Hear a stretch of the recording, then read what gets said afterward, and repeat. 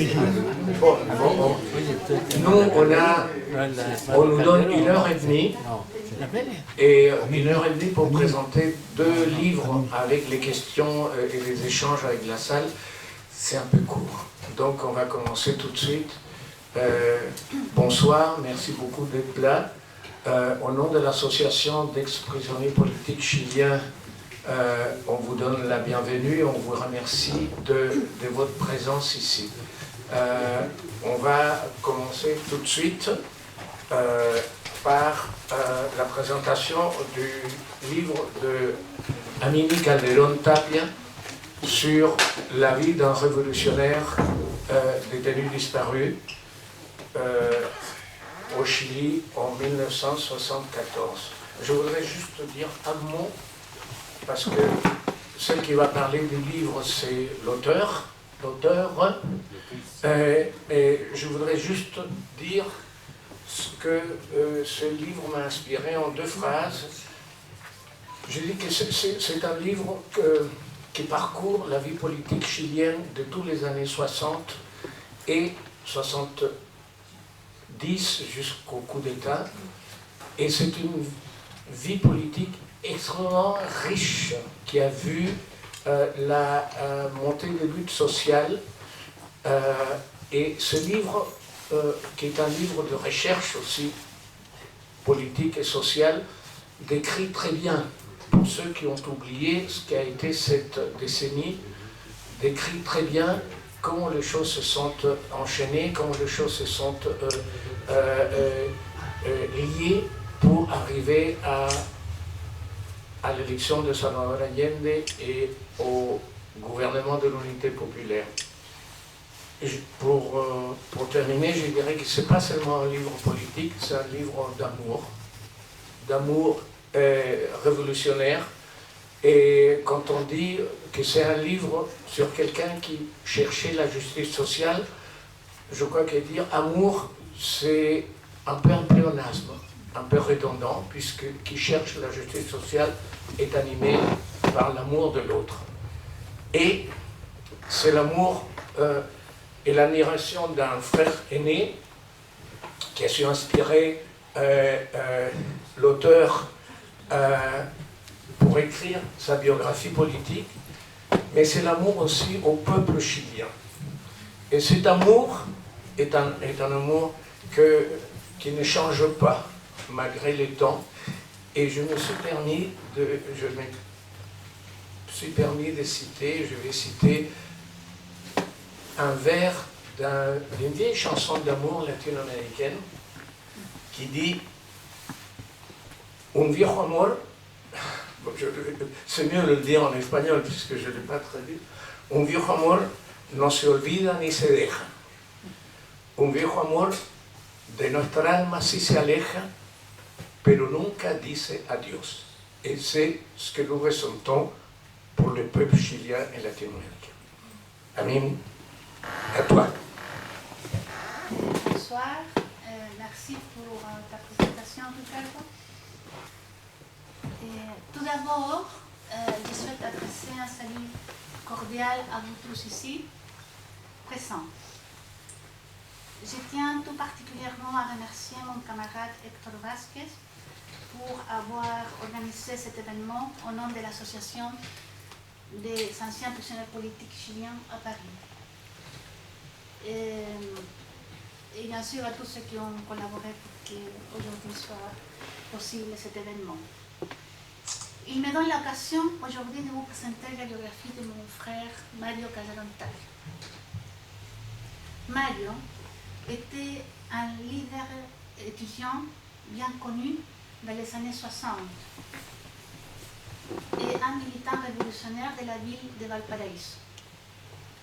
Ceci jusqu'au jour où il a été arrêté à Santiago en 1974 par la DINA, la police secrète de Pinochet, qu'il a ensuite fait disparaître. Nous avons vécu le militantisme politique et l'ignominie de la dictature chilienne. Nous sommes des survivants d'une période à laquelle il y avait des meurtres, des tortures et des disparitions forcées. C'est pour cela que nous ne permettons pas de vivre. Certains d'entre nous ont pris le chemin de l'écriture afin de récupérer la mémoire de ce qui était notre engagement politique et celui de nos parents, nos amis et nos camarades de lutte qui ont succombé à cette époque.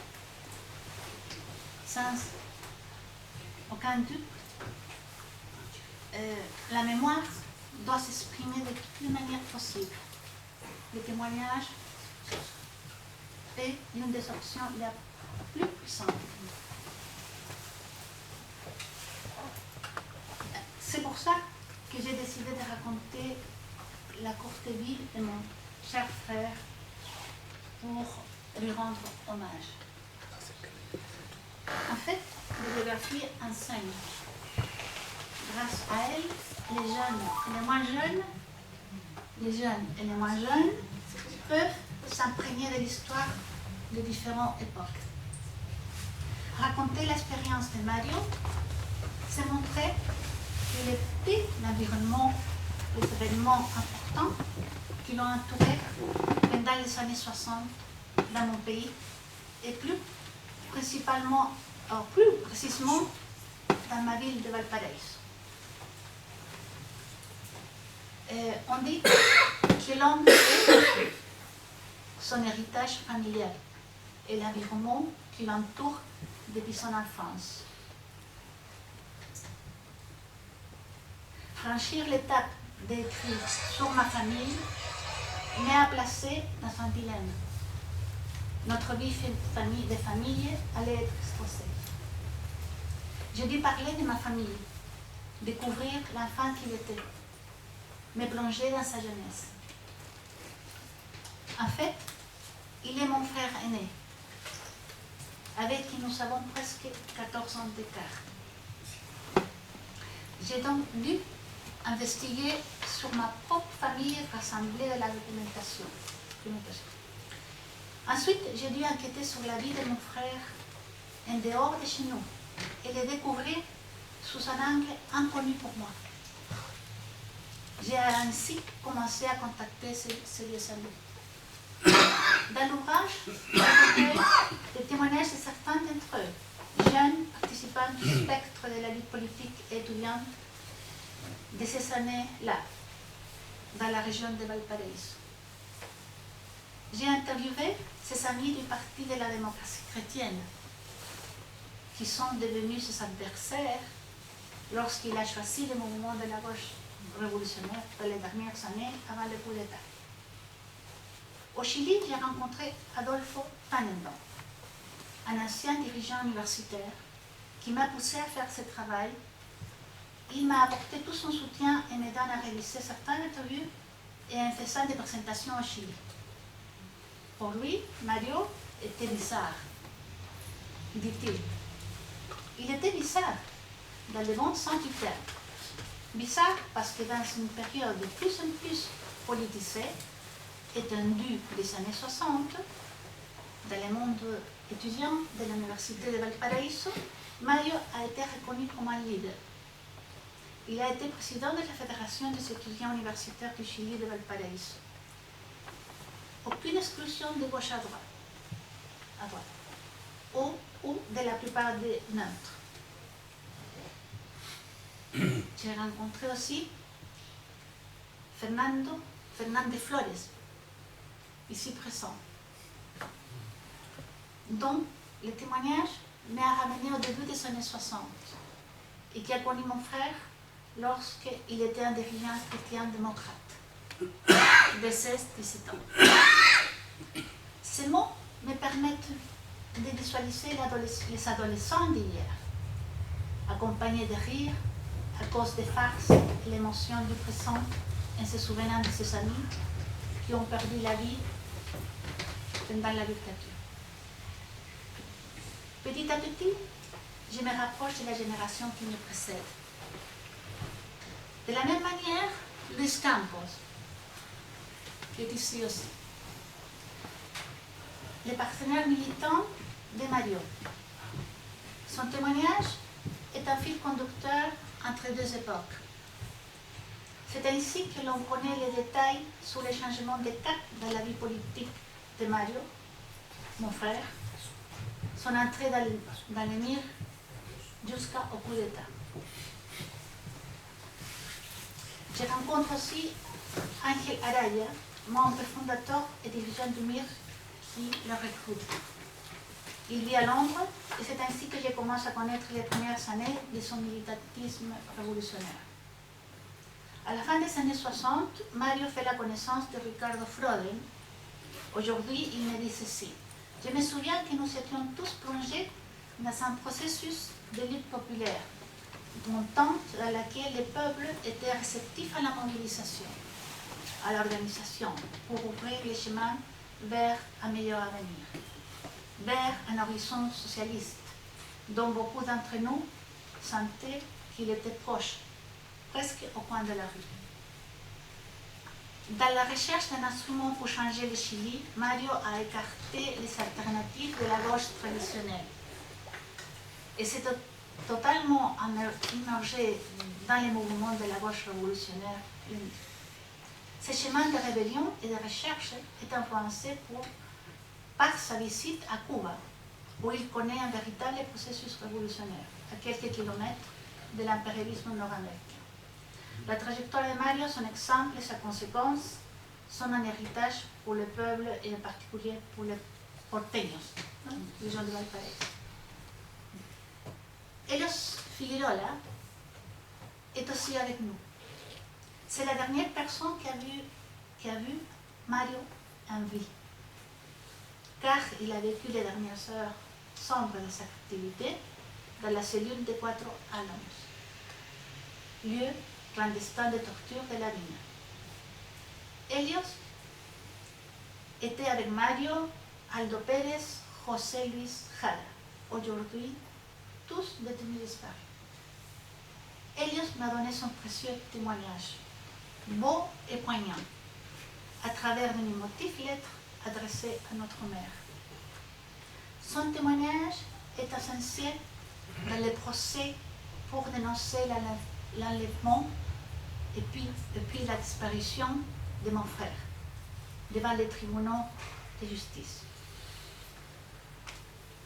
Pour moi, le message pour la nouvelle génération que l'on retrouve dans ce travail de mémoire n'est pas qu'il faut nécessairement marcher vers la mort.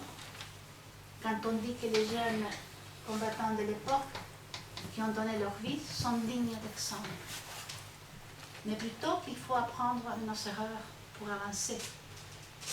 En lisant les témoignages, nous pouvons sentir la brise qu'ils respiraient. Oser imiter l'engagement idéaliste des gens rebelles des années 60, de la lutte politique organisée. Agir conforme à ses principes et fermeté dans ses convictions. Apprendre que penser, dire et faire ne sont pas trois choses différentes. Cela fait penser à l'agissement de la classe politique chilienne aujourd'hui. Prendre la décision de changer le monde, puisque les objectifs de justice sociale et d'égalité restent invalables. Maintenant, je me permets, je ne sais pas, je laisse la parole pour parler de mon frère, à ses amis qui sont ici présents, et nous pourrons peut-être répondre à des questions qu'on peut se poser sur cette époque, ceux qui connaissent bien cette période. Voilà, merci. Merci Amini. Maintenant, on va proposer les interventions, des questions ou des interventions relativement courtes à cause du temps de la salle.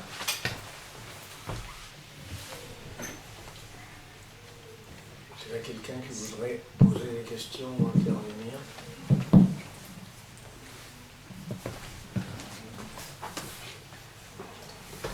Fernando.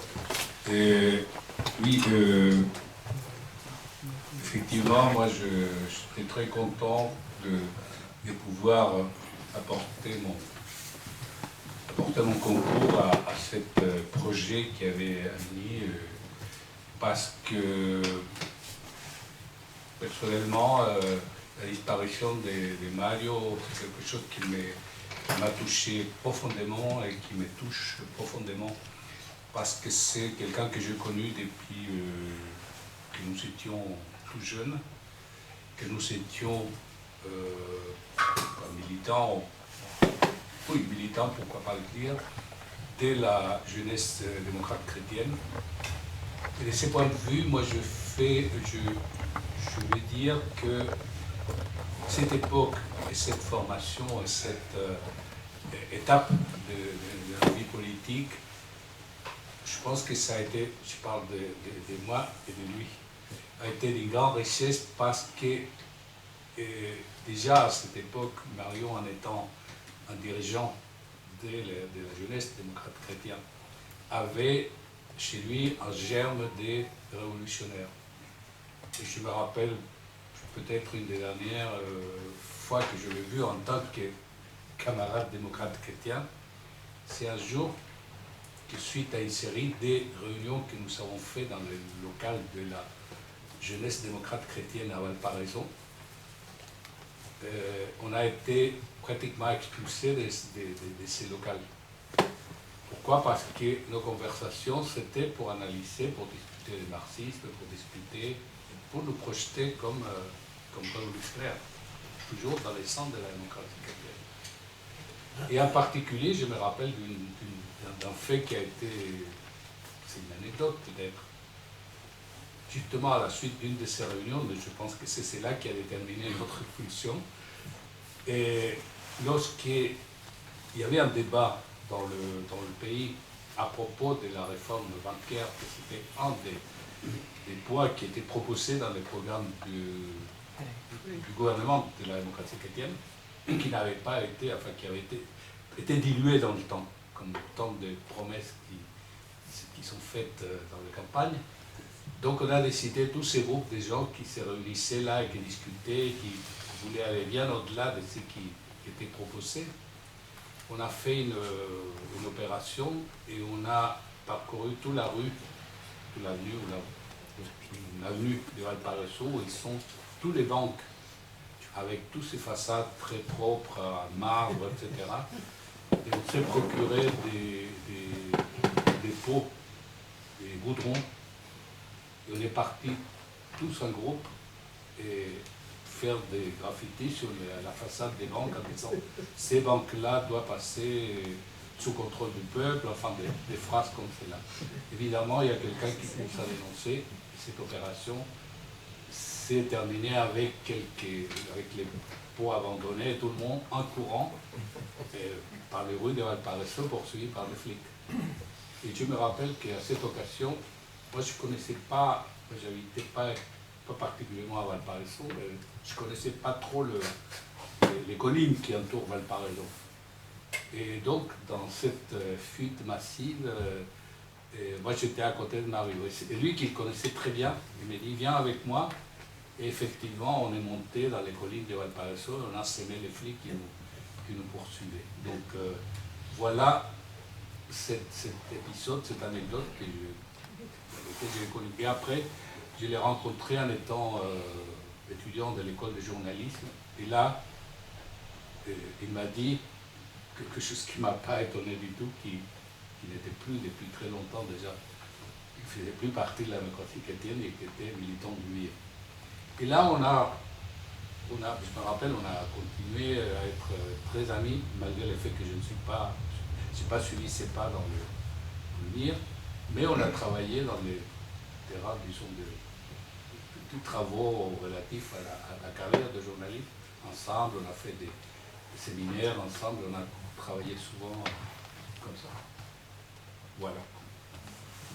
Merci beaucoup, Fernando. C'est vraiment un témoignage très très important pour comprendre quel a été le rôle d'un secteur ou de plusieurs secteurs de la démocratie chrétienne, et en particulier des jeunes, dans l'évolution politique qui a marqué les années 60.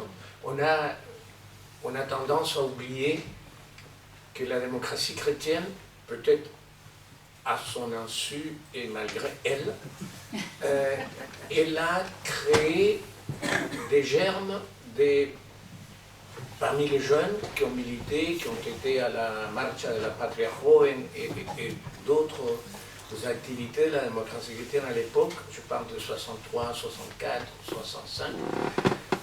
Et ces gens-là ont été les premiers à être déçus de ce que la démocratie chrétienne, avec Frei Montalva à la présidence, a pu faire ou pas faire. Et de là sont apparus des contingents importants qui se sont ajoutés à la lutte populaire et qui a permis d'élire un gouvernement de gauche avec une composante importante du christianisme social ou de gens qui venaient du christianisme social. Voilà, je pense que c'est important. Le livre le montre et un peu Fernando vient renforcer ça. Ce livre montre très bien quelle a été l'évolution de ces jeunes. Et je pense que c'est important pour l'histoire politique du pays de le savoir. Excusez-moi, j'ai accaparé la parole. Et Michael, oui. Le téléphone. Non, moi c'est juste une question. Je me demande quel rôle le christianisme, comme religion, comme culture, a pu jouer dans cette radicalisation politique de votre frère. Est-ce que ça a joué un rôle ou aucun rôle, et c'était une rupture nette, ou au contraire, c'est en partant de certains thèmes chrétiens qu'il va suivre le chemin de la radicalisation politique? Question. Je pense qu'effectivement, ces valeurs chrétiennes, ils sont pour quelque chose, pour beaucoup de personnes qui ont continué vers un chemin bien à gauche et très à gauche. Quand on voit l'histoire de beaucoup de compagnons, ils ont même une éducation dans des écoles religieuses. Je suppose qu'il y a quand même certains principes chrétiens qui ont joué. Mais aussi, il ne faut pas oublier qu'il y avait un contexte dans le pays, dans le monde. Cette génération, c'était une génération populiste. Ça ne fait pas nécessairement que c'était spécialement de gauche. À gauche, on voulait quand même échanger les paradigmes qu'il y avait à ce moment-là dans le monde. Et je crois que aussi ça jouait. C'est mon opinion, mais je ne sais pas ce que tu en penses, Vital. On a parlé de ça aussi, non? Et on va donner la parole à otra porteña, qui à mon avis vient aussi de la démocratie chrétienne. Marie Virgen. Elle a son témoignage. Oui. Oui, non mais j'ai connu évidemment ton frère, d'abord parce que j'étais démocrate dans la jeunesse de la démocratie chrétienne, mais aussi parce que, en avançant dans les temps, il venait souvent à mon école. Moi j'étais dans la faculté d'architecture, Calle Blanco, et il venait voir tous mes copains, que trois quarts ils étaient du mine. Donc on se voyait tout le temps, mais en plus, on connaissait bien ton père. Parce que ton père militait aussi dans la démocratie chrétienne. Mario, mes frères, moi-même. Donc on se voyait, Valparaiso c'est un petit village, hein, et tout. Et les jours où j'ai appris que Mario était porté disparu, ça a été un choc, parce que c'était quelqu'un que j'aimais comme un camarade politique, compagnon politique, et en plus c'était un très beau garçon. Non mais vraiment. Mais Mario, je pense qu'il y a l'influence de ton père, parce qu'on a quitté la démocratie chrétienne, et avec ton père aussi, et on militait dans les mêmes groupes, Valparaiso avec ton père. Donc, évidemment, autour de nous, il y avait un grand nombre de militants de la démocratie chrétienne qui avaient été élus président d'université, président des écoles, différentes écoles universitaires, et quand les groupes importants de jeunes ont quitté la démocratie chrétienne, on est parti avec les mandats qu'on avait. Et pour répondre à votre question, et ce que tu disais aussi, c'est que quand Frei est arrivé, il ne faut pas oublier que Frei a commencé à monter los centros de madres, la junta de vecinos, la junta de los jóvenes. Et nous, on est allé militer là aussi. On est allé militer en préparation de ce qui était une promesse de la réforme agraire. On est allé militer dans les campagnes environnantes. Et quand on est parti avec tous les contacts qu'on avait du terrain. Évidemment, évidemment. Et dans ces contacts, il y en avait, je disais, énormément de présidents des étudiants, des présidents des fédérations, des écoles. Mais il y avait aussi des prêtres. Il y avait des prêtres. Et les prêtres, et c'était à Valparaiso, il faut savoir que c'était parmi les premières communautés où un certain nombre de prêtres sont allés vivre dans les quartiers pauvres de Valparaiso, les Viña del Maestro. Il y avait des prêtres et des prêtres qui étaient dans les partis politiques. Donc un que vous connaissez bien, c'était par exemple Pierre Dupuis, militant communiste, prêtre ouvrier. Mais il y avait une quantité de prêtres, mais qui étaient inspirés aussi par ce qui s'est passé au Brésil avant. Et au Brésil, il ne faut pas oublier qu'il y a une répression très forte. Et les communautés chrétiennes des Brésiliennes ont souffert bien avant le coup d'État au Chili. Il y avait, je me rappelle des récits des Brésiliens qui disaient qu'il y avait des rivières de sang où les corps des jeunes militants de gauche brésiliens étaient jetés. Mais il y avait Del Câmara comme figure emblématique de cette époque.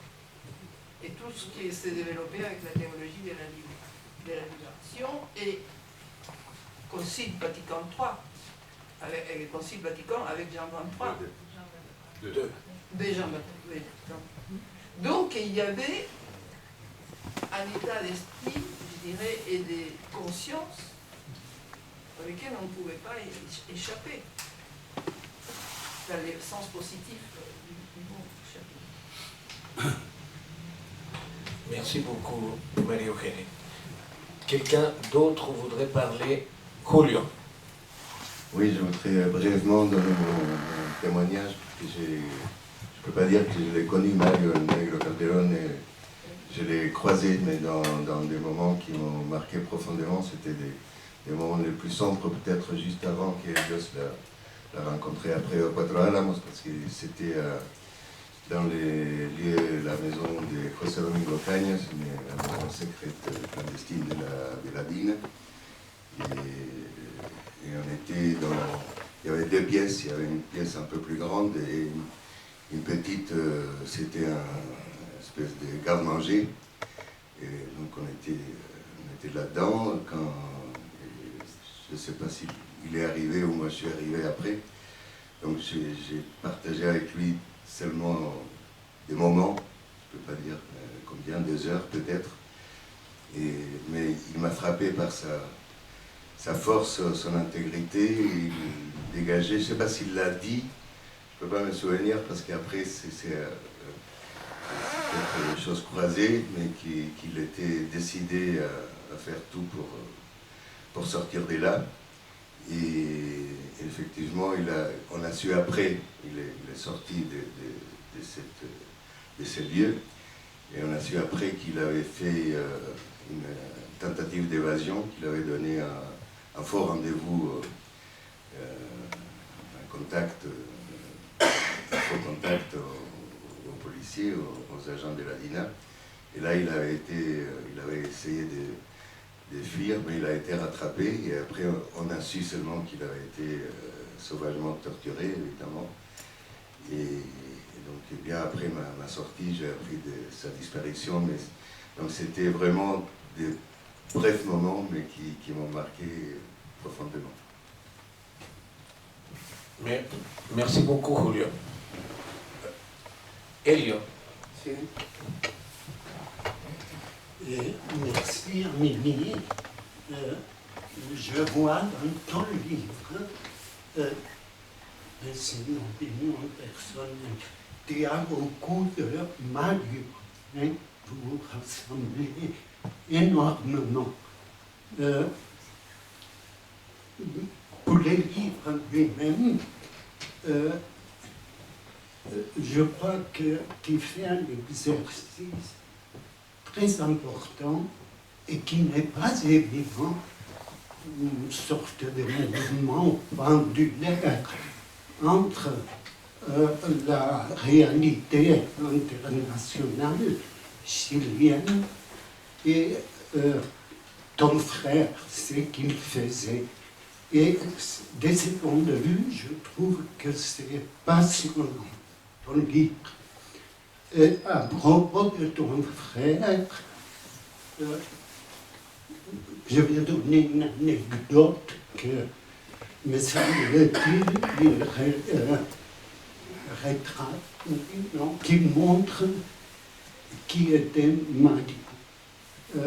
C'était un jour, vers 4-5 heures du matin, à Porte-Droit-la-Mont. On entend la porte, on était 2 ou 3 dans la cellule, on entend la porte. Et 2, 3 personnes qui rentrent. Il faisait noir. Et quelques minutes après, j'entends des bruits. Sur les murs, il y avait une sorte de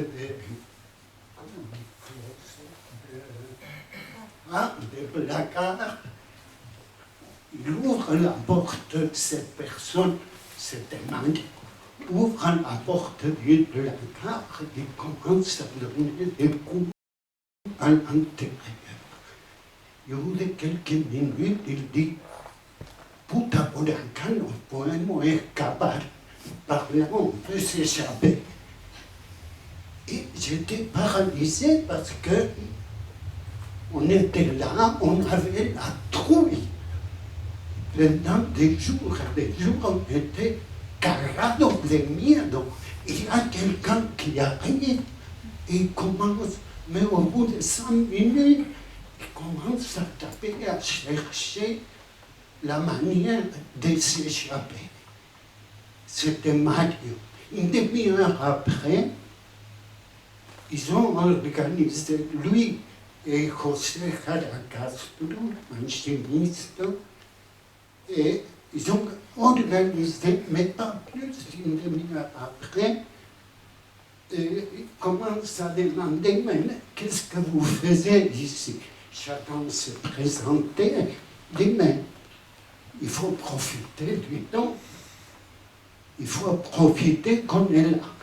Et ils ont fait un horaire d'activité, histoire du Chili, la révolution soviétique, les cours de maths, de mathématiques, cours de physique, de chimie, et on tenait chaque jour l'horaire. Et lui, avec José Caracastro, ils ont organisé, j'ai appris énormément avec lui, avec José, mais c'était impressionnant. finalement, je saute des anecdotes, mais un jour, tous les deux, ils sont arrivés à la conclusion que la seule destinée pour eux, c'est l'assassinat. La dictature, la Dina allait les tuer. Et ils ont dit ça avec une, je ne dis pas naturalité, mais ça avait exactement, oui, avec une lucidité étonnante. C'est très rare que je ne pense pas à lui. Je ne dis pas chaque jour, mais presque. C'était vraiment un grand homme. Je ne dis pas ça pour te faire plaisir ou quoi que ce soit. C'était un homme extraordinaire, et José Luis. Et je pense que ton livre, hein, ce n'est pas seulement un témoignage, ça va au-delà de ça, bien au-delà de ça. Il montre aussi une génération entière, on dit des rêveurs, dans le bon sens du terme. C'était des rêveurs, on était des rêveurs. Et ça, c'est excellent. Il faut continuer. Et les gens du Jurovie aussi l'ont démontré. Et je pense que eux, ils sont consciemment, inconsciemment, ceux qui continuent, ils ont donné les bases de la jeunesse aujourd'hui. Et je trouve finalement que ton travail est chargé, comme celui de Julian, on va le voir, ils sont tous les deux chargés d'une humanité et d'une tolérance infinie. Et ça, c'est Mario, c'est exactement lui. Merci. Merci beaucoup, Elios. C'est très touchant. Quelqu'un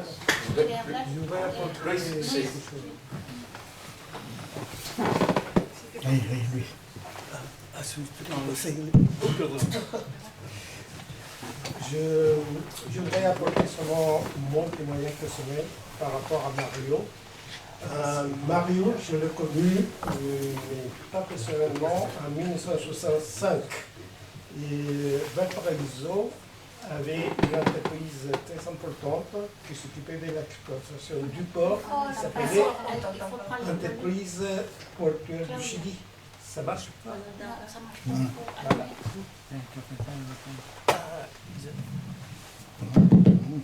C'est ce qu'il faut. D'accord. Bon, et je resume. Hein, et je connais Mario en 65, à l'époque, et cette entreprise d'État avait embauché beaucoup de militants de la politique chrétienne. Moi, je commence aussi à travailler en entreprise portuaire, mais sans être démocrate chrétien. Je donne pas les détails pourquoi. Et avec Mario, je le connais plus en 67, quand il a commencé sa carrière d'étudiant en journalisme, et Fernand se l'a bien cité.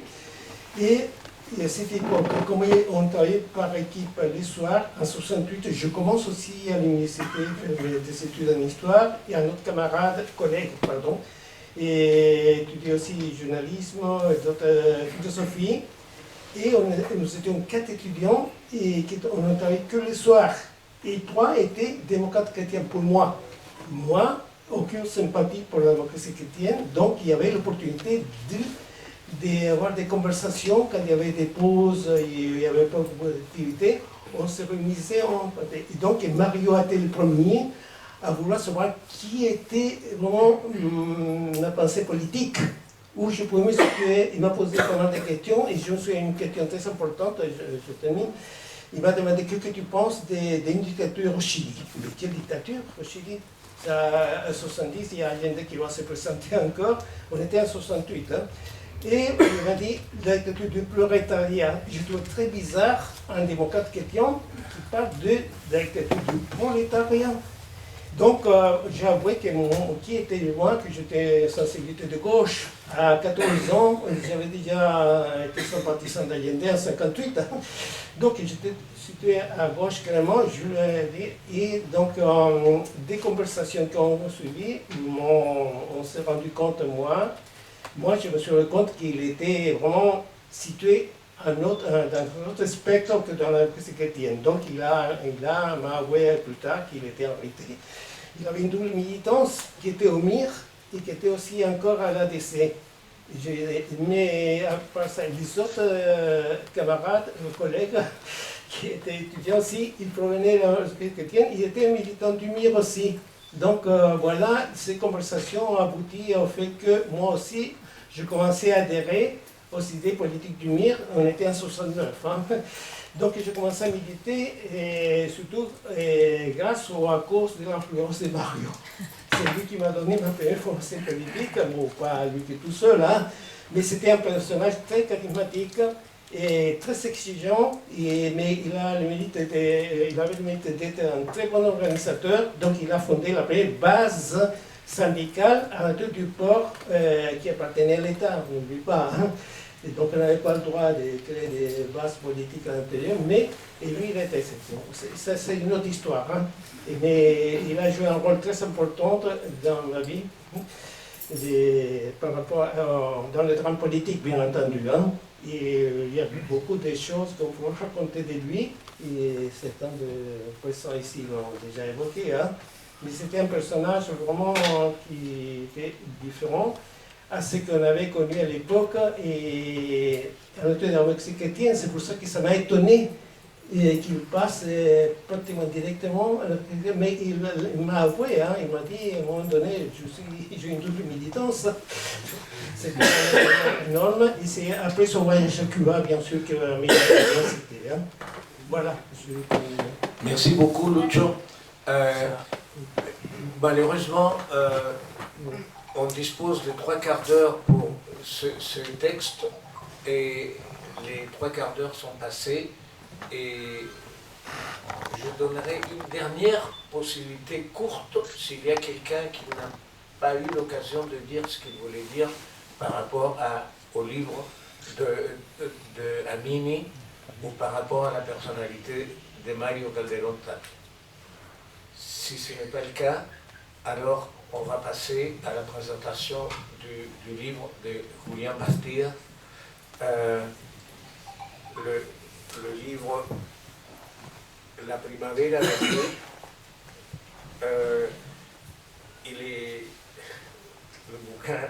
les titres veulent dire ce qu'ils veulent dire, quoi. Je veux dire, on peut pas s'y perdre. Je voudrais juste dire que de la même façon que le livre d'Amini,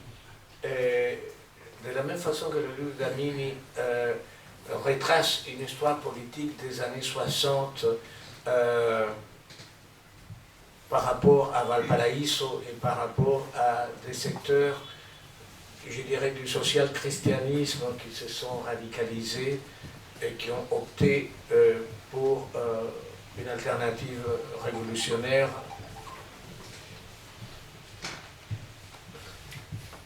Alors, Julián raconte la naissance du MIR, la naissance vraiment proprement dite du MIR, puisque le MIR est né à Concepción, et plus qu'à Concepción, il est né à l'université de Concepción. Et donc, ce qu'il raconte, puisque Julián est arrivé à l'université en 1965, au moment où le MIR était créé, donc il connaît de près les gens qui sont devenus les leaders nationaux du MIR, mais il les a connus en culotte courte, pour ainsi dire, et avec l'évolution de leur pensée, avec leurs défis Je je me souviens de la visite de Robert Kennedy à Concepción. Je me souviens d'autres choses qu'il évoque de façon absolument de près, puisqu'il était dedans. Et donc, je vais laisser la parole à Julián. Je pense que c'est un autre versant de ce qui a été l'histoire des années 60 au Chili. Julián. Je vais essayer d'articuler mieux le français. Il y a une expérience, je remercie beaucoup Alice et à Maria de la Radio Liberté qu'il y a hier ou avant-hier. J'ai pu essayer de parler en français, mais c'est difficile pour moi parce que il a 5 ans déjà que je ne fais pas mon travail d'éducateur et en même temps je faisais des cours avec les travailleurs sociaux et j'ai perdu beaucoup. Alors c'est pour ça que je préférais que ce soit en espagnol, mais c'est à vous de dire, donc on peut le faire en espagnol. Oui, la plupart de nous parlent espagnol. Et d'autres même castellano. Bon. Non, fais-le en espagnol. Non, parce que maintenant il faut que je traduise ce qui est écrit.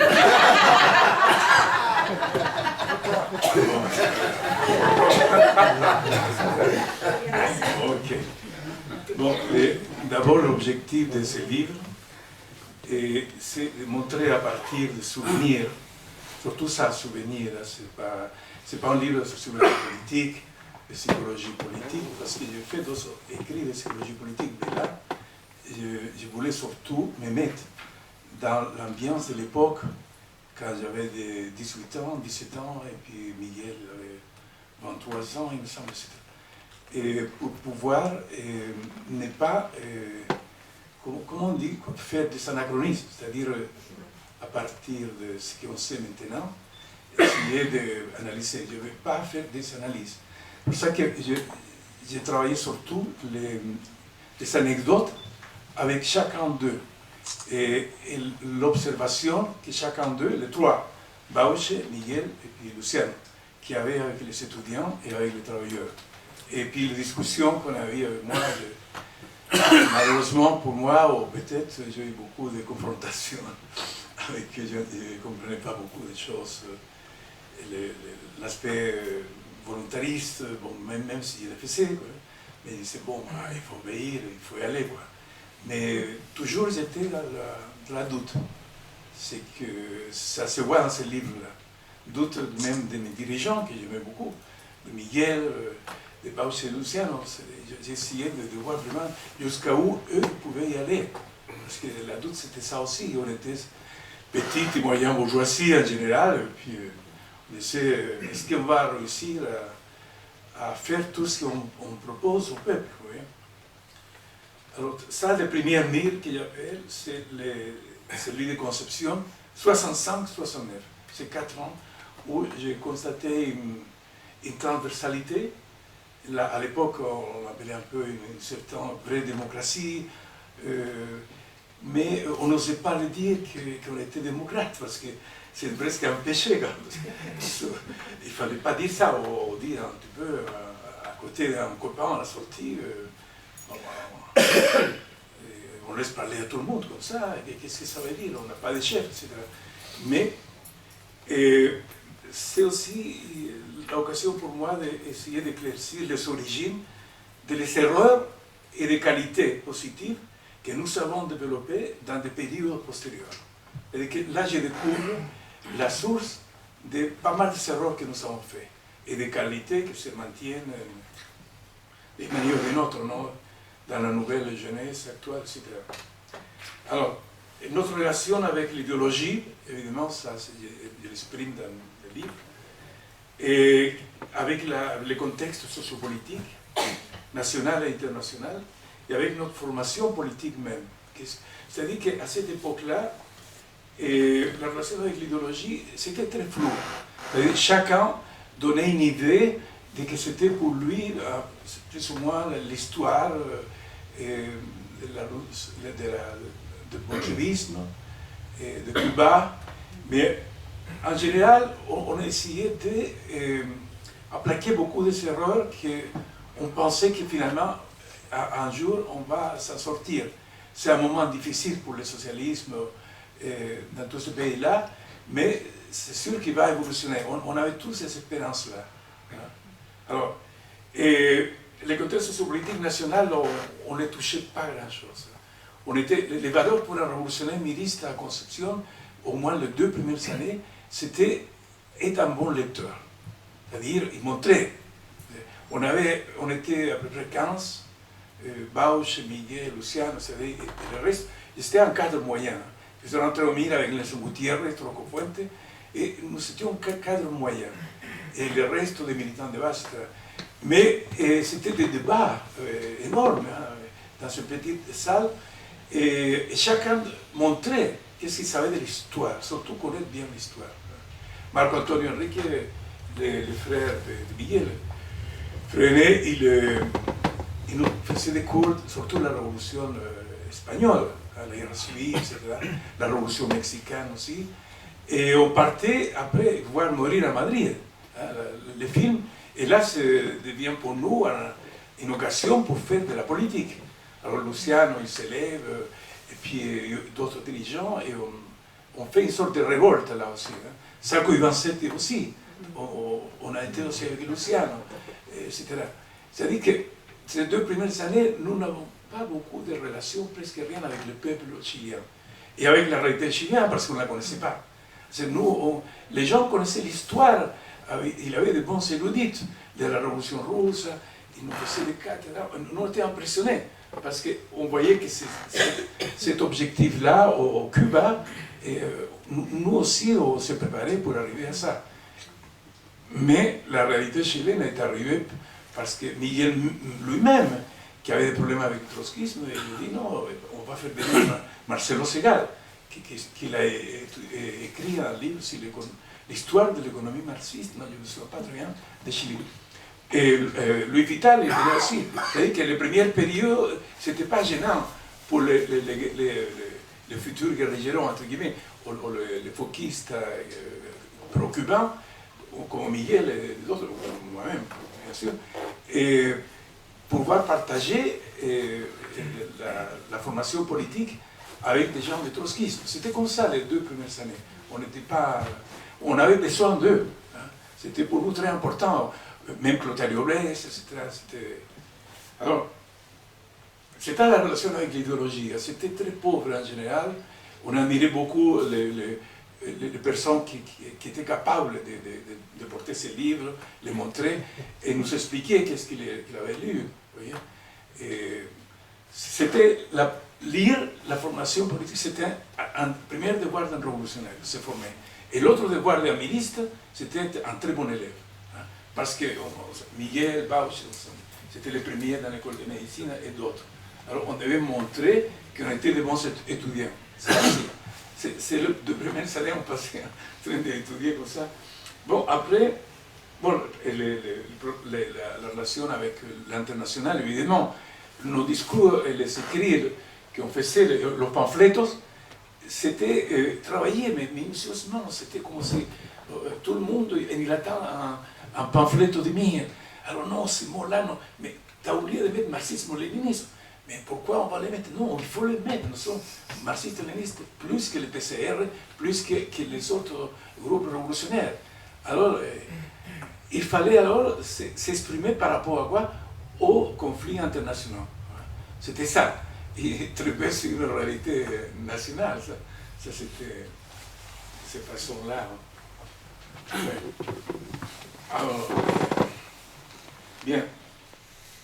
L'histoire les origines de ce livre-là, bon, c'était d'abord, comme les autres livres, une rencontre que j'ai eue avec Don Edgardo Enriquez, le père de Miguel. Et on s'est rencontrés ici à Saint-Michel, je ne sais pas quelle année, bueno, 90 peut-être.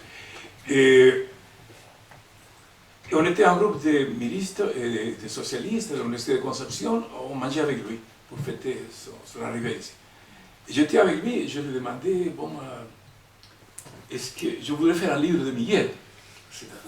Évidemment, c'était notre notre soleil rouge, quoi. Et alors, je l'ai demandé, puis il m'a dit, écoutez, Julien, aucun problème, je vais à Mexico, des fois en Angleterre, je vous laisse mon téléphone, laissez-moi votre téléphone, je vous téléphone en passant pour Paris, et je vous donne un entretien sur... Parce que ce qui m'intéressait à moi, c'est l'adolescence de Miguel. On connaissait plus Bausch et Luciano, que c'est des gens plus expressifs. Mais Miguel, on ne le connaissait pas, il apparaissait de temps en temps, toujours dans des réunions, mais on ne le voyait pas dans les quartiers universitaires. Tandis que les autres, Bausch et Luciano, ils étaient toujours disponibles pour sortir. Luciano, il sortait avec nous le soir, jusqu'à 2h, 3h du matin, on prenait la bière. Et puis il nous racontait l'histoire de Mir, avant Mir, et les choses cocasses de Miguel, de Bausch. Il aimait beaucoup raconter les histoires de Miguel et de Bausch. Il s'amusait beaucoup. Il disait par exemple, mais vous croyez que Miguel lit autant que ça? Non, je vous dis ce que c'est fait Miguel. Il lit la contre-table, et avec ça, il vous baratine à vous. Mais il était toujours en train de faire, de jouer, de rire. Alors, dans le garde Enrique, il m'a dit, écoutez, mais pourquoi Miguel? Miguel, c'est pas quelqu'un qui fait l'histoire.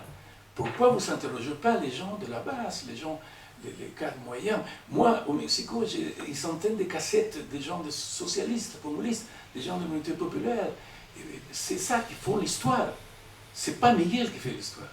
Moi, je suis resté, évidemment, ça. Et après, j'ai changé de place, je ne me sentais pas très bien. Et après, mes amis, beaucoup d'amis disaient, oui, mais tu crois qu'il a été vraiment sérieux? Bah, il a été très clair. Mais même une nièce fils de Marco Antonio, qui fait du théâtre, comment ça s'appelle? Oui. Bon, on a discuté après la mort de son père. Il était très étonné. Il me disait, mais comment mon grand-père, il a dit ça, Miguel? Mais c'est pas possible. Vous voyez, ça m'a touché énormément. Peut-être qu'il a raison. Pourquoi parler de Miguel autant? Et alors, comment? Pauline, qui était très aimable, m'a donné cet entretien aussi avec Claudio, qui a aussi aidé à travailler cette partie-là. Et alors, à partir de cette histoire, j'ai commencé à travailler, à faire des entretiens. J'en ai fait 140, 150 des révolutionnaires latino-américains avec Moscovici, Serge Moscovici, qui m'a pris pour un diplôme de l'école de hautes études, mais toujours avec l'idée de ne pas m'éloigner du travail social.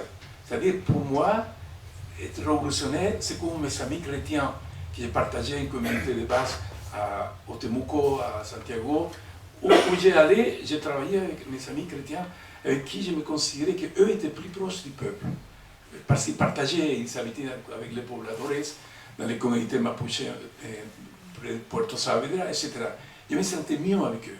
Et pas cet esprit léninisme, même si je suis obligé de me soumettre à ça, mais et mes camarades chrétiens aussi, ils disaient oui, mais les partis, Lénine, nous sommes trop humains.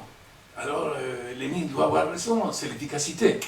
Alors les chrétiens en général, et ce qui était près d'eux, dans mon cas, j'étais un chrétien laïque, mais toujours j'étais accepté dans les communautés. Emmaüs, par exemple, j'ai beaucoup travaillé avec eux, avec Lotario Bles aussi, quand je partais à Santiago, j'ai passé les voir, pour dire qu'il avait cette idée-là de que les chrétiens, et je pense qu'il a annoncé un peu ce qui est devenu après une courante, mais pas explicite, des milices sociales, qui étaient beaucoup plus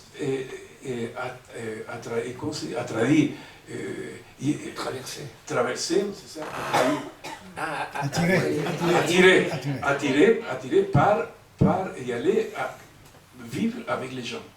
Et ça, on l'a fait, j'étais professionnel de la Révolution, à partir de 1969, Mais c'était une fierté, faire partie des 60 professionnels que l'émir a réussi à faire survivre par l'exploitation des banques. Mais il y avait quelques-uns qui étaient vers les militaires, et les autres, nous, on partait à la campagne, c'est les campesins, paysans mapuches, et les peuples, etc.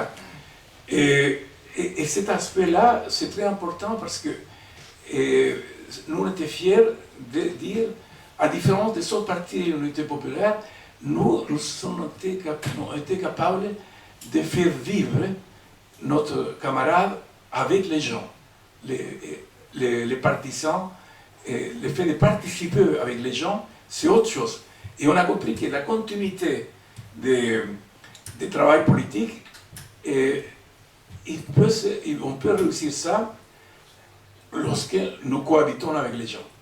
Mais avant d'oublier cette histoire de cohabiter, je voudrais m'exprimer un peu. Je ne vais pas parler ici de Cautín, parce qu'après je suis parti à Cautín, mais nous sommes ici dans les premières milles. Mais c'est très intéressant parce que je viens de découvrir, à peine 2-3 mois, la chose suivante.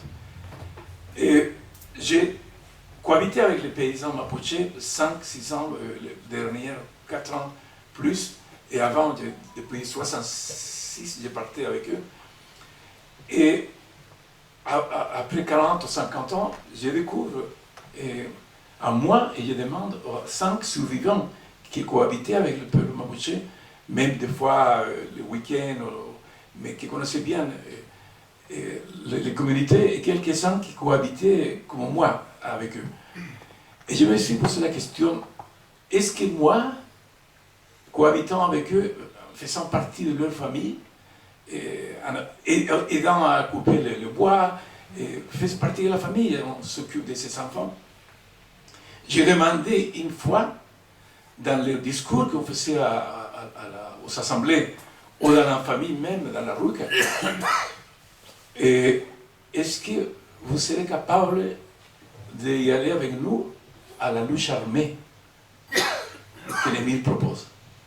Mais je découvre il y a 6 mois que je n'ai jamais posé la question. Mais pourquoi ça? Est-ce que c'est évident? Est-ce que le fait de cohabiter avec eux, de faire partie de la famille, pourquoi ne pas poser cette question? On parlait des fois, oui, on va chez les paysans viennent d'Amiens, ils font des tunnels contre l'impérialisme. Mais cette question-là, je ne l'ai jamais posée. Est-ce que c'était évident pour moi, le fait de faire partie de la famille?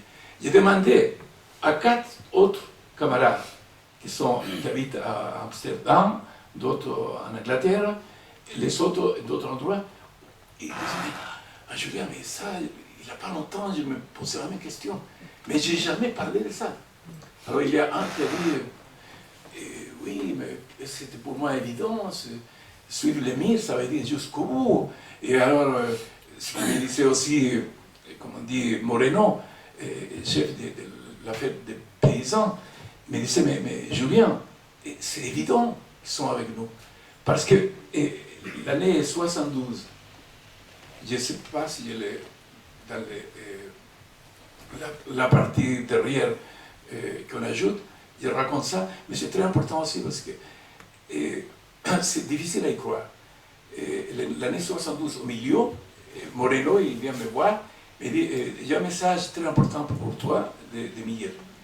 Et alors, il dit, Miguel, il te propose de devenir le premier commandant de la guérilla ici à Melipeuco. J'ai dit, mais écoute, je me suis toujours battu avec Miguel parce que je ne crois pas à ça. Tu te moques de moi, Moreno. Je ne me moque pas. Tu dois, mais parmi tous les centaines de paysans que tu nous ramènes de Melipeuco et de Cunco, ici à Temuco, on voit bien, c'est des gens compatibles avec des cartels patrio muerte, avec des mitrailleuses dessinées, etc. Mais évidemment qu'ils sont avec nous pour lutter avec l'armée. Alors, il faut que tu choisisses 20 grands. Bon, j'ai commencé ils m'ont passé un jeep avec quelqu'un qui a été formé au Cuba, et on a commencé à demander aux gens. Et Joël, un camarade qui était un grand dirigeant mapuche parce qu'il avait gagné sur tous les leaders, parce qu'il partait à travailler en Argentine. Et quand des dirigeants mapuche partent quelque temps en Argentine comme ouvrier, il devient très cultivé pendant la lutte politique. Et alors, il m'a dit, bon, Julien, camarade, d'accord. Un des vents que je demandais. Et il m'a dit, bon, d'accord, on se va la montagne, mais je ne sais pas pourquoi. Mais pourquoi vous ne nous donnez pas des armes pour défendre notre communauté ici, en terre? Mais je vais avec vous parce que, pas pour le mire, et parce que je comprends ça, parce que je vous aime bien, camarade. Vous êtes un bon ami. Oui? Et cet aspect-là, il est très important parce que quand j'ai dit à Moreno, Miguel est fou, les gens ne vont pas venir. Et c'est là qu'il revient encore l'histoire, la relation, la représentation sociale qu'on se fait des gens, des paysans. Alors Moreno me dit, mais écoute, tu crois ou tu ne crois pas au peuple? Tu habites avec les paysans et tu ne crois pas que le peuple est révolutionnaire? Mais justement, parce que j'habite avec les paysans, j'ai dit non. Eux récupèrent la terre. Et puis, des conseils ouvriers, on est en train de créer. Mais cette histoire de la lutte armée ou la guérilla, ou tout ce qui vient après, je ne sais pas, il faudrait voir qui sont les gens qui seront capables de nous suivre. Alors, ça, c'est très important parce que la conviction qu'il y avait les trois dirigeants, je vois que ça, de manière différente, mais tous les trois, ils sont très avec cette conviction, non seulement d'avant-garde, mais sinon, le peuple, il ne peut pas ne pas être avec nous. Parce que quand j'étais à l'ambassade de France, Miguel qui a essayé de nous faire sortir, c'était chez Ponce Pulveda, Renato Castillo et moi, et qu'on avait désobéi, on peut dire. Et là, lorsque Bauche il a demandé à Miguel que Julián était en danger, et Julián il dit qu'il va parler parce qu'il est cassé, comme on dit, quebrado, et comme j'avais été déjà prisonnier 7 mois pendant l'agenda pour empêcher une invasion des carabiniers contre une prise de terre. Ils m'ont pris et alors j'ai senti ce qui venait. Et j'ai vu les erreurs qui sont faits, mes camarades. Alors j'ai dit à Bauche, il m'a envoyé une lettre avec le chef d'Emmaüs, Pepe Aravena, qui travaillait avec lui, c'était l'émissaire de Bauche. Et alors Bauche, il a dit à Miguel, bon écoute, Julián, non, il est incapable, alors il faudrait le mettre à ça. Non, Miguel, et c'est là qu'on voit bien, Miguel il avait une conception du peuple et de ses camarades, de ses militants, vraiment optimiste. Julián, mais il a construit le mouvement paysan avec d'autres camarades, c'est un des premiers. C'est pas possible, tu dois pas, tu te trompes, Julián, il ne va pas parler cet homme. Non, je le connais bien. Je sais comment il est, on a travaillé ensemble. Et je sais que s'il dit ça, c'est la vérité, il va parler. Il ne va pas résister. Et Miguel dit non, ça va être très dur pour les paysans qui sont connus, Julien. Il ne rend pas l'ambassade. Alors Bauche, et c'est là qu'il y a beaucoup de monde qui ne voit pas ça, Bauche, il a parlé avec Pepe Aravena, et il a dit non, on va désobéir à Miguel. Tu le mets dans l'ambassade, et voilà, ils sont les contacts. Bon, ils nous ont poussés, on a sauté le mur, et après, Miguel nous envoie une lettre à tous les trois. Mais là, encore une fois, cette position éthique, c'est-à-dire dans la lettre, il dit, oui, non, le peuple sait bien, éthiquement, il sait évaluer les gens qui vont rester ici. Alors, il va nous suivre. Alors, si vous voulez venir, les portes sont ouvertes pour vous. Alors, il ne dit pas, je vous parle, mais c'était à peu près ça. Les portes sont ouvertes, on ne va pas rien vous faire, etc. Alors, Julián, on a encore un quart d'heure pour les questions. Je ne sais pas, c'est là où je n'ose pas trancher, parce que tu es sur la lancée, tu dis des choses très très intéressantes, mais ne les dis pas toutes. Comme ça, on achète les bouquins. Et tu nous laisses un quart d'heure, 20 minutes pour tes questions. Oui. Je suis désolé, mais Voilà. Alors, des questions de... Oui. Fernando, je ne sais pas où il y a le micro. Ah oui. Dis-moi, suite à cette position qui est d'une certaine façon, on pourrait considérer comme une subversion à l'intérieur du MIR, dans la mesure où tu sors, tu rentres à l'ambassade, etc. Est-ce que ça t'a amené à réfléchir sur toutes les erreurs qui ont été commises, non seulement par les MIR, mais dans ce cas-là particulier, et par un excès de volontarisme, par un excès d'une analyse justement trop volontarisme sur les capacités qu'avait un mouvement politique, un mouvement révolutionnaire, d'entamer et de mener à bien une lutte armée. Et je te pose la question parce que moi, personnellement, j'ai été un grand critique. Je me suis trouvé confronté après à pratiquer la lutte armée, un peu par hasard, mais j'étais particulièrement contraire telle qu'était imaginée la lutte armée. C'est-à-dire, je pensais qu'il y avait beaucoup de romantisme et que pour affronter une armée, il fallait une autre armée. Pas ni des bâtons de bambou, ni des casques de chantier, mais des armes, une formation des combattants, d'infanterie, d'artillerie, des services secrets, d'intelligence, de logistique, enfin tout ce qui comporte une arme.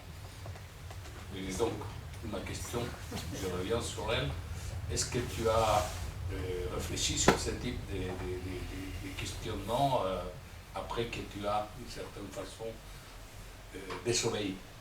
Oui, et on réfléchissait un peu. Je me souviens que quand j'étais au consulat, et j'étais très bien reçu par quelques-uns de l'unité populaire, j'étais un peu son chouchou, j'étais plus jeune qu'eux, et ils étaient contents d'avoir un ministre qui avait désobéi. Alors c'était Alexis Guardia et Lira Massi, c'était très formidable, Lira Massi, un grand journaliste. Et je passais eux voulaient bien écouter tout ce qui passait au MIR, mais en même temps on sentait une amitié très franche. Et puis on discutait un peu. Mais moi, je crois qu'eux essayaient surtout de me protéger des gens qui venaient pour me faire sortir. Ils venaient de jeunes filles belles, de l'époque, comme ça. Message de Miguel, il insistait. Hein.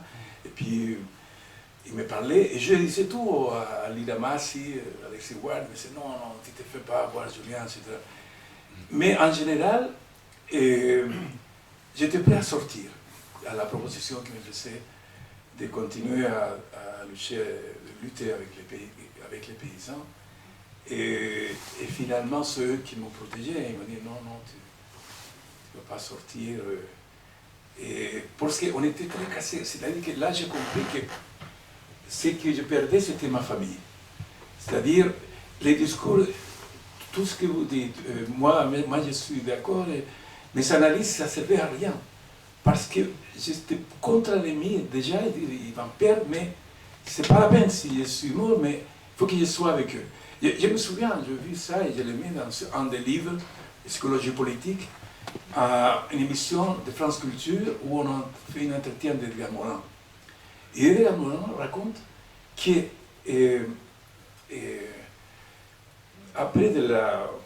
avait un noyau de la résistance avec Marguerite Duras et d'autres.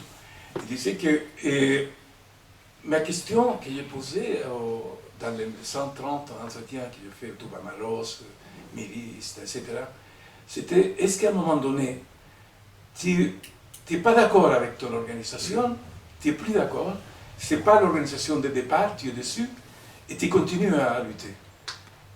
Ah oui, ça m'est arrivé, etc. Bon, mais chacun son explication. Et quand France Culture demande à Edgar Morin dit oui, bon, on était déjà après les nazis sont perdus, les noyaux communistes et les intellectuels communistes comme eux continuaient à marcher. Mais je ne croyais plus à rien au PC. Il a resté au moins 3-4 ans comme ça. Mais pourquoi il a dit les journalistes? C'était la même question qu'il avait posée. Bon, écoutez, on était si bien dans ce groupe-là, je n'osais pas dire ce que je pensais vraiment de mon parti. Et Margarita, il nous faisait de bons repas, et la cellule, c'était ça. Écoutez, non, ce n'est plus la politique, c'était une amitié. Et alors, c'est là qu'ils ont posé la même question à Margarita, séparée, qu'il n'a pas entendu ça. Il a donné la même réponse. Je ne voulais pas que Edgar Morin, mon grand ami, puisse savoir que je ne croyais plus au parti. C'est-à-dire que l'esprit de famille, c'est quelque chose qui était très très fort. Et je l'avais aussi. Je préférais mourir, sortir de l'ambassade, en sachant que je ne croyais plus à ça, mais je ne voulais pas décevoir. Ça, c'était... Merci, Julian. Une autre question? Bon, s'il n'y a pas une autre question, ou il y en aura tout à l'heure, je voudrais ajouter que exactement ce que Edgar Morin a dit, je l'ai lu cet été, j'ai lu la biographie d'un grand latiniste qui s'appelle Paul Venn. Et Paul Venn a milité au PC quand il était à l'école normale supérieure de la rue d'Ulm, et il explique la même raison. Il disait, je ne croyais plus, mais on continuait parce qu'on était un noyau qui réfléchissait, etc., et on nous foutait la paix. Donc, on a continué, mais c'est exactement ce que Edgar Morin te raconte et que tu assumes aussi comme une expérience personnelle. Des questions, des choses à ajouter? Marie-Eugénie? C'est une question, mais pourquoi Concepción? Pourquoi Luciano, Miguel, ils se sont trouvés à Concepción? Si tu veux, c'est-à-dire, est-ce que ça aurait pu être Luciano, je sais pas, à Chillán, tu vois? Cette coïncidence, comment dire, coïncidence. Oui, c'est une question que je me suis posée toujours, si tu veux, parce que bon, il y avait des dirigeants importants à Santiago. Je veux dire, au niveau de la naissance du MIR, hein, je parle au niveau de la naissance du MIR. Oui, c'est ça, la naissance du MIR. C'est-à-dire, les ministres de Concepción étaient un peu chauvins, beaucoup. On disait, nous sommes les vrais ministres. C'est Santiago, Valparaíso, ils nous suivent à nous, quoi. Et surtout que ces trois dirigeants, ils habitaient à Concepción, ils faisaient les études là. Alors, mais les plantons du MIR, les MIR idéal que je trouve, et je continue à parler de ces MIR-là, et puis je suis miliste, actuellement, je n'ai jamais nié ma condition de miliste, je défends même Miguel, Bausch, avec tous les erreurs, etc. Alors, c'était les trois camarades les plus connus qui construisent le MIR, avec Pedro Enriquez aussi, l'avocat. Et puis, étant donné que j'ai eu des relations très fortes avec eux, je me suis formé avec Bauchi et j'ai fait des sorties avec Luciano à la campagne et dans la lutte. Ils m'ont dit de le faire protection à Luciano. Bon, et heureusement ça s'est bien passé.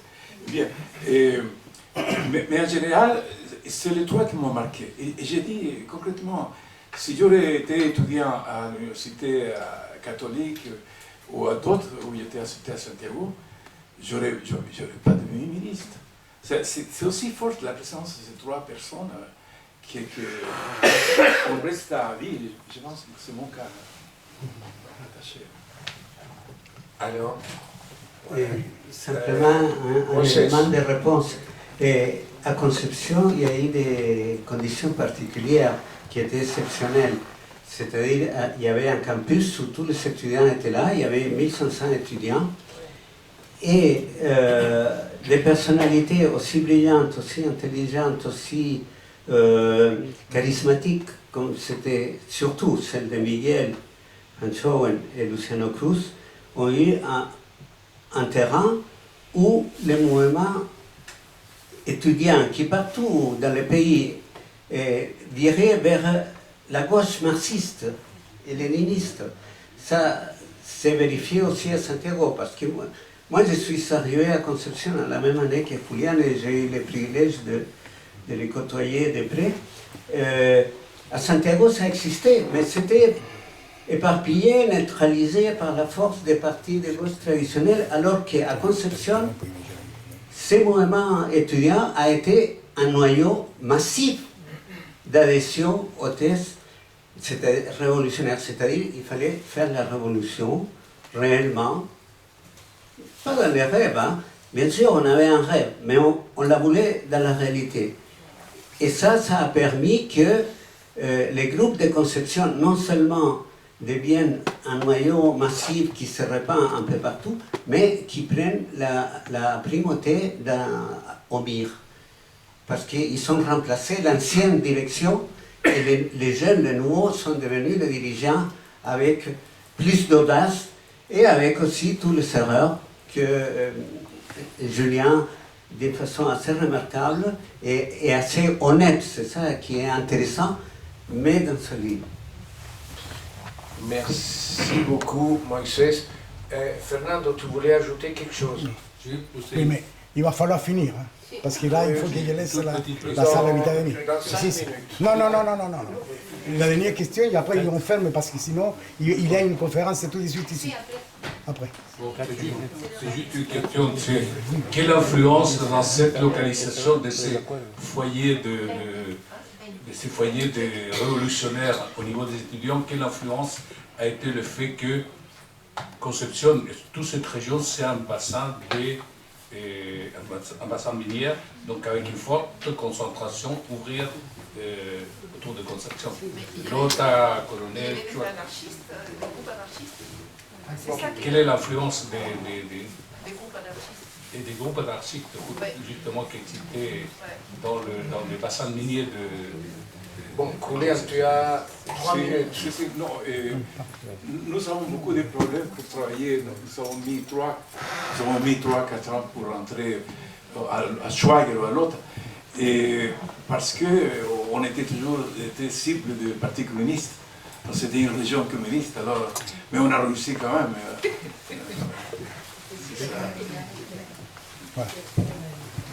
Bien, merci beaucoup de votre présence. Merci beaucoup, Ami. Merci beaucoup, Julián. Je vous pousse à acheter le livre parce que là, vous allez trouver le reste de l'information.